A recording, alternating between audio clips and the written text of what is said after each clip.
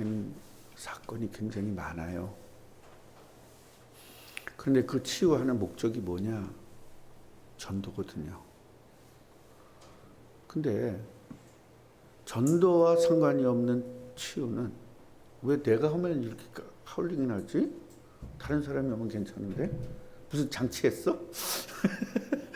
아, 내가 하면 이렇게 장로님 하면 괜찮았었는데.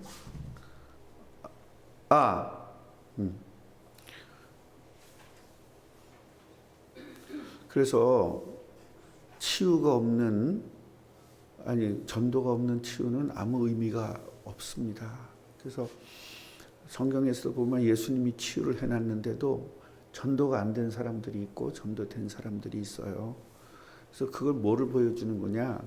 하나님의 능력으로 치유했다를 보여주는 것이 아니라 목적이 뭐다? 전도라는 것을 보여주고 있는 겁니다. 전도가 없으면 모든 치유가 무슨 필요가 있겠어요? 오늘 나아만 장군이요. 나아만 장군이 이제 병이 다 낫습니다. 낫고 나니까 예물을 하나님께 드리고 싶은 거예요. 그래서 이 예물을 우리 입장에서는 하나님에게 드린 거라고 하지만 사실은 엘리사에게 주는 거거든요. 엘리사가 이 예물을 왜 안 받았을까요? 지금 예물을 받아서 신학교에 쓰고 지금 그 학생들 되게 많고 먹을 것이 없고 지금 그런 상황이잖아요. 그거 받아서 학생들한테 갖다 주면 얼마나 좋은 일이에요. 이제 그건 인간적인 생각인 거죠. 엘리사는 그 예물을 받지 않은 이유가 뭐냐면 너를 치유한 분은 여호와다라는 거예요. 그럼 내가 받을 이유가 없다는 거죠. 하나님이 받으셔야 된다는 거죠. 그래서 난 절대 안 받겠다. 그러니까 나만이 계속 받으라고 강권했다는 것은 강력하게 이야기했다는 거거든요. 그래서 계속 거절을 했습니다. 나만 이제 돌아가려고 하는데 그러면은 저에게 흙을 좀 주십시오. 이 나귀에게 좀 싣고 갈, 서너 마리에 싣고 갈 그 흙을 좀 주십시오. 왜 흙을 달라고 그랬을까요?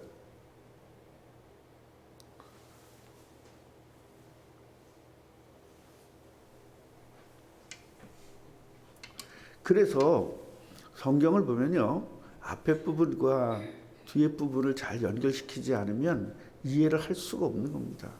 앞에 부분은 뭐죠? 예물을 내가 받지 않겠다. 예물 누가 치유했으니까?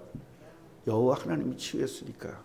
그러니까 너는 이 말 속에는 나는 안 받겠다. 그 말 속에는 뭐예요? 하나님에게 드려야지라는 그런 것이 있는 겁니다. 이 알아들은 거예요, 이 말을. 그러니까 흙을 좀 달라. 제단을 세우려면요, 깎지 않는 돌, 다듬지 않는 돌과 그 다음에 흙으로 해야 되는데 여호와 하나님이 세우신 이 나라의 흙으로 나는 제단을 세우겠다 그 말입니다. 그래서 거기서 제사를 드리겠다 그런 이야기예요. 그러면서 내 한 가지 죄송한 일이 있습니다. 용서받을 일이 있습니다. 그게 뭐냐면 우리 왕이 림몬에게 제사를 드립니다.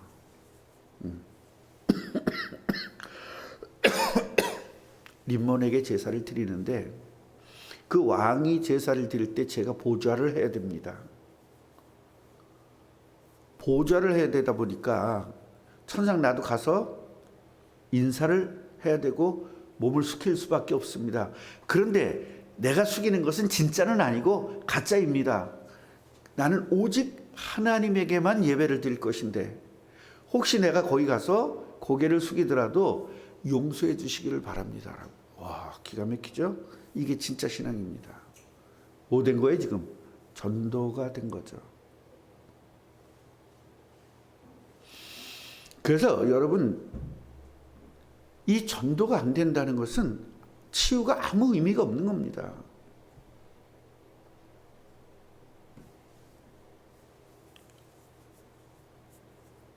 그러니까 엘리사가 이제 중심을 아는 거죠.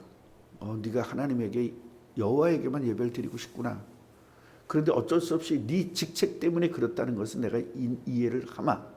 이렇게 이제 해서 성경에 보니까 떠나니라 그러지 않고 조금 떠나니라 그렇게 이야기가 끝나요. 오늘은 조금 떠난 건 뭘까요? 또 그 뒤에 게하시 사건이 있어서 그렇습니다. 그 게하시 사건을 이제 보면서 항상 성경에는 이게 별거 아닌 것 같지만 굉장한 그런 것들이 다 숨겨져 있습니다. 그래서 오늘 우리가 깨달아야 될 것이 뭐냐면 치유는 목사가 한 것이 아니라 누가 한 거다? 하나님이 하시는 것이다 라는 겁니다. 누구를 통해서? 목사를 통해서. 목사가 안수했더니 낫다. 목사가 치유한 거 아닙니다. 하나님의 말씀대로 안수한 거고 하나님께서 직접 역사하신 것입니다.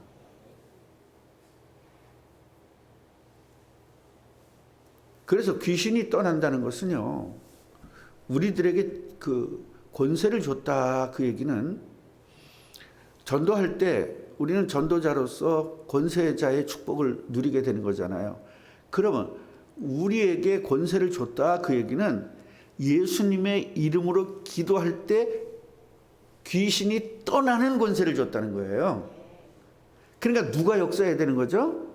하나님이 역사해야 되는 거죠. 하나님이 역사해야 되는데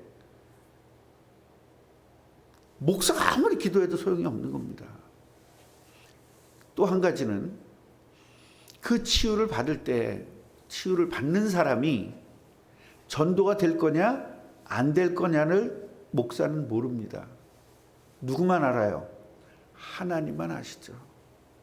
그래서 안수를 했을 때마다 무조건 다 치유되는 것이 아니라 전도가 될 사람만 치유하시는 것입니다. 이 부분을 좀 정확하게 아셔야 돼요. 그러니까 진혁이가 치유가 되려면 어떻게 되겠죠? 여호와 하나님을 인정해야 되죠. 저는 인정하지 않거든요. 왜냐하면 빅뱅이 일어나가지고 지구가 생겼고 아메바가 자라가지고 인간이 됐다고 믿고 있기 때문에 그건 여호와를 안 믿는 거잖아요. 근데 또 믿는데 말은. 그런데 그 빅뱅이 없어져야 완전히 마음속에 생각해서 지워져야만 여호와를 받아들일 수 있는 바탕이 되거든요. 맞습니까? 맞습니까?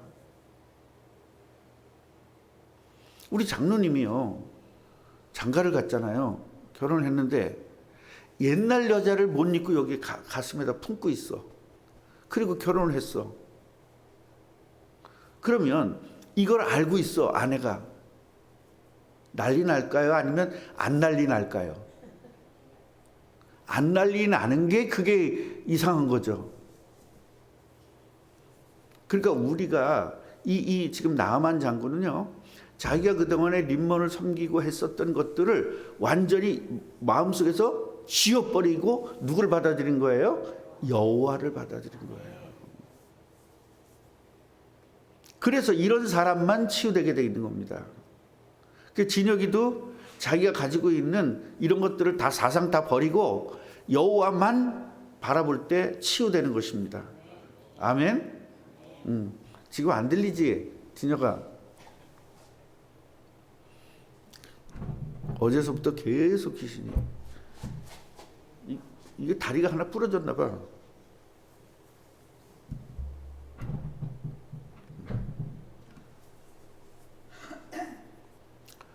자, 그래서 한 가지 우리는 여호와 하나님이 치유하셨다라는 것, 전도될 사람만 치유하신다는 것, 그 다음에 우리의 사상과 생각과 모든 것들을 버리지 않으면 하나님을 받아들일 수 없다는 겁니다.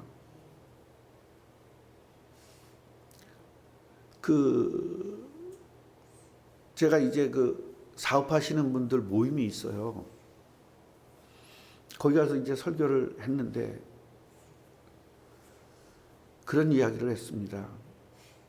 대부분 돈이 좀 있는 사람들, 사업하는 사람들은 돈을 많이 믿습니다. 그러면서도 교회를 다닙니다. 돈을 믿으면서. 그거는 하나님과 관계 없는 사람들입니다. 그냥 교회의 일원일 뿐입니다. 그래서 제가 교회의 일원이 되지 말고 하나님의 일원이 되자라는 설교를 했습니다. 하나님의 일원이 된다는 건 뭐예요? 나 이거 돈 하나님이 원하시면 나에게 이 돈보다 수천 배도 주실 수 있다. 뭐 때문에? 복음 때문에. 그러니까 이 돈이 내가 중요한 게 아니라 나는 여호와 하나님이 중요하다. 이거 바뀌어지지 않으면 안 된다. 그렇게 설교를 했거든요. 여러분 생각은 어떻습니까? 그러니까 이 사람들이 뭐냐면 돈이 너무 중요하기 때문에 교회를 다니는 이유가 뭐예요? 돈을 계속 달라고 교회를 다니는 거야. 그 미신이죠. 미신은 인생을 바꿀 수가 없습니다.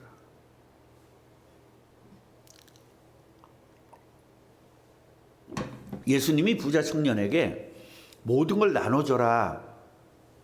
근데 부자가 돼가지고 너무 아까워서 근심하면서 갔다는 거예요. 그 얘기는 뭐예요? 예수님이 지금 누군지를 모르고 있다는 거죠.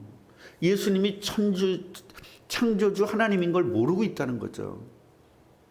예수님이 모든 걸 버려도 가난한 사람에게 나눠줘라. 그 얘기는 네 돈 10원도 없이 날 따라라. 그 말은 아니거든요. 그렇게 들리세요? 그 말이? 내가 누구냐? 넌 지금 이 재산 가지고 행복하지 않냐? 이거보다 수천 배도 줄 수 있고 다시 또 줄 수도 있으니까 진짜 나를 여호와 하나님으로 믿느냐? 나를 창조주 하나님으로 믿느냐? 날 그리스도로 진짜 믿냐? 그것을 테스트하는 거거든요. 지금 내가 가지고 있는 거는 보호하고 이걸 보호하기 위해서 하나님이 날 보호해 줬으면 좋겠는 거. 이건 미신인 거예요. 그런 사람은 절대로 안 됩니다. 그러니까 자기 능력으로만 돈 벌 수 있는 거죠. 그건 하나님 능력하고는 아무 상관은 없는 겁니다. 근데 그분들이 간증하거든요. 제가 새벽 기도를 결단하고 했더니 이번에 사업을 키워주셨습니다. 그리고 그거 안 했어도 하나님이 키워준 게 아니라 그냥 안 했어도 그렇게 될 조건이에요. 옛날에 그 신도시가 생기고 우리나라의 산업화가 확 되면서 이제 엄청난 땅값이 올라오게 되고 또 모든 것들이 굉장히 확장이 될 그런 시기가 전두환 노태우 그때 엄청나게 확장이 됐거든요. 그때 여의도 순복음교회에서 교회를 세우고 교회를 그쪽으로 옮기고 대조동에서 이제 여의도로 옮기고 그러면서 강조했던 게 뭐냐면 축복입니다. 근데 실제로 딱 맞아 들어간 거예요.